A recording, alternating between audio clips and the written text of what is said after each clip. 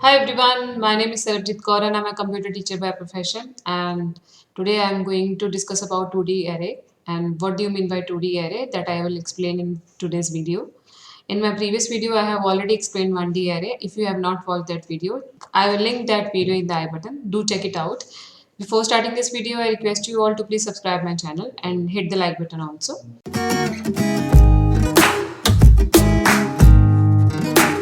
So what do you mean by 2D array? So 2D array क्या होता है? 2D array एक ऐसा एरे होता है जो हमारे डेटा को टू डायमेंशन फॉर्म में स्टोर कर। Two dimension means a data type that can store your data in the form of rows and columns. Rows and column के कॉम्बिनेशन में जब भी आप डेटा को स्टोर करवाना चाहते हो उस केस में आप 2D एरे को ही यूज करोगे।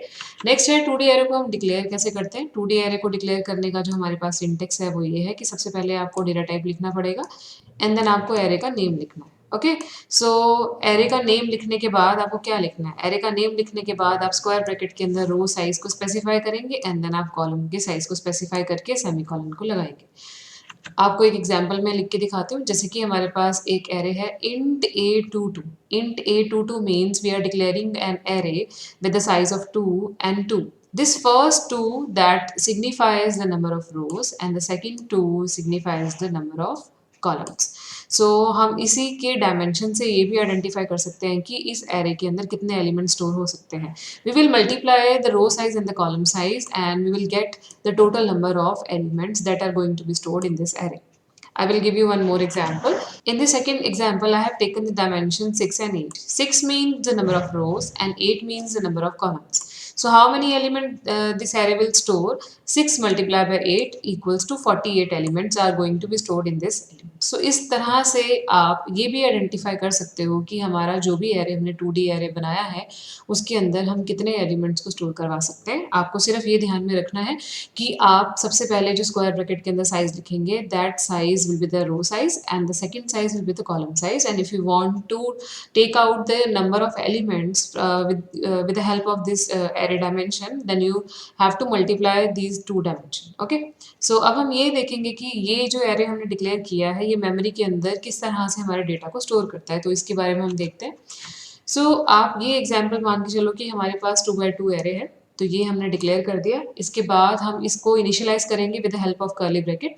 तो कर्ली ब्रैकेट की हेल्प से आप 4 एलिमेंट्स को यहाँ पे लिखोगे क्योंकि हमारे पास टोटल 4 एलिमेंट ही स्टोर होने वाले हैं। 2 इंटू टू इक्वल्स टू 4। सो मैंने कर्ली ब्रैकेट के अंदर 4 एलिमेंट को स्पेसिफाई कर दिए। अब ये एलिमेंट स्टोर कैसे होंगे? आप देखो, एक बॉक्स मेमोरी के अंदर ऑक्यूपाई होगा और उसके अंदर सबसे पहले 2 रोज क्रिएट हो जाएंगे। ठीक है, क्योंकि हमने सबसे पहले रो को बताया तो इसलिए सबसे पहले 2 रोज क्रिएट हो जाएंगी। उसके बाद हमारे पास 2 कॉलम्स क्रिएट हो जाएंगे और जो जो एलिमेंट हमने लिखे हैं वो सबसे सारे के सारे एलिमेंट इस तरह से स्टोर हो जाएंगे। 2 सबसे पहले यहाँ स्टोर होगा, फिर 4 सेकेंड प्लेस पे, फिर 1 सेकेंड रो में और फिर 5 जो है वो सेकेंड रो के लास्ट में। अब हम रो के नंबर को किस तरह से स्पेसिफाई करेंगे? क्योंकि हमने सबसे पहले रो की डिवीजन की है इसलिए रो के साइज जो है वो इस तरह से स्पेसिफाई होंगे। ये होता है इंडेक्स। इंडेक्स सबसे पहले रो का होगा 0 और सेकंड रो का जो इंडेक्स होगा that will be 1। And what about the index of column? Column के इंडेक्स भी इसी तरह से होंगे। The first index represent the column index that is 0 and the second index represent the second column that is 1। इस तरह से elements जो है वो मेमोरी के अंदर अपना एरिया ऑक्यूपाई करेंगे। तो what about the index of each and every element of the array? So 2 will get an index A00. So what is A? A is the name of array. A 0 means the number of row in which that 2 is placed. 2 का जो रो number है that is 0 and 2 का जो column number है that is 0. So that's why this particular element get the index 0 0. Okay, what about 4? 4 will get 0 1 because 4 is in 0th row and in the first column. And what about 1? 1 will get 1 0. 1 0 means the second row and the first column. And 5 will get 1 1. 1 1 means the second row and the second column. So this way all these elements will get the indexing. Okay, so these indexings are very important when you will create a program in 2D array.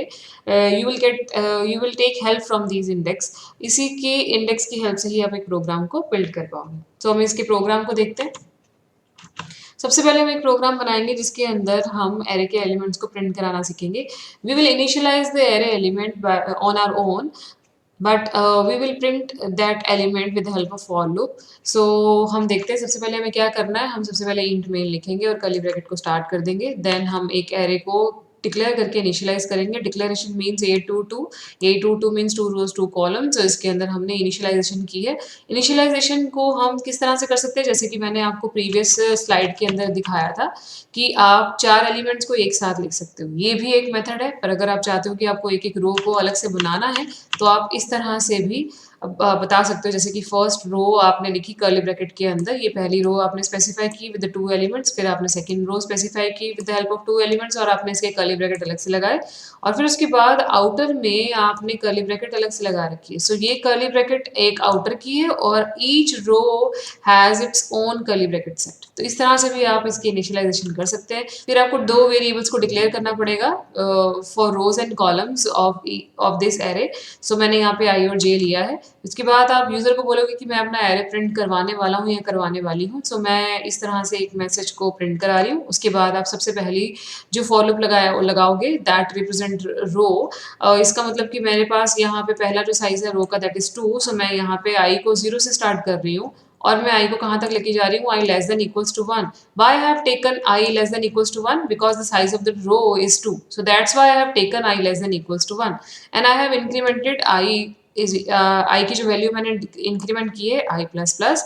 इसके बाद मैंने इसी loop के अंदर एक inner loop को start किया है और इस इनर लूप के अंदर ये इनर लूप क्या करेगी, कॉलम्स को, मतलब कि जब ये फर्स्ट रो के अंदर जाएगा तो फर्स्ट रो के बाद हमें उस फर्स्ट रो के अंदर कॉलम्स को प्रिंट कराना है। उस कॉलम को वर्क कराने के लिए हम जे यूज करेंगे। जे 0 से स्टार्ट हो रहा है और जे भी 1 तक जा रहा है। क्यों 1 तक जा रहा है, क्योंकि the column size is also 2। So that's why I have taken J less than equals to 1 and then J plus plus. इस तरह से हमने नेस्टेड फॉर लूप को अप्लाई किया है।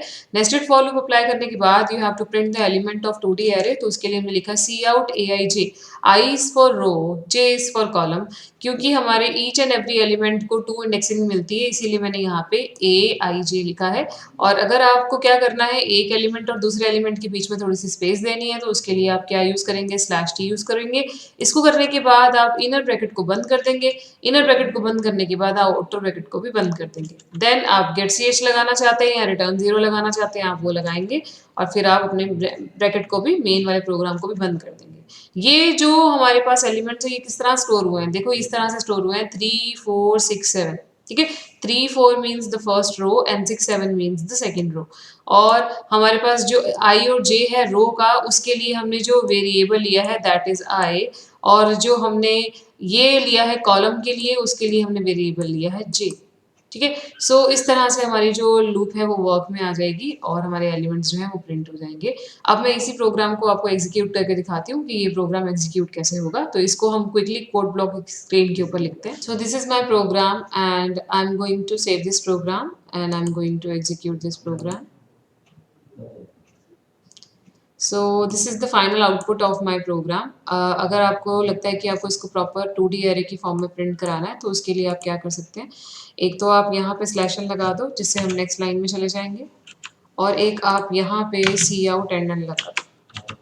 जब आप यहाँ पे लगाएंगे सी आउट एंड एन तो हम एक रो के बाद we will move to the second row. तो मैं यहाँ पे इसको सेव कर रही हूँ और मैं इसे फिर से एग्जीक्यूट करूँगी। Now you can see the output in a very clear way. तो माई एरे इज 3 4 6 7। सो इस तरह से आप 2D के फॉर्मेट के अंदर भी डेटा को प्रिंट करवा सकते हो। This is my program and this is the output of this program. I hope this program is clear to you, and if you like this video just hit the like button. If you want me to make a program on any other topic, just mention that topic in the comment box. See you in the next video. Bye bye.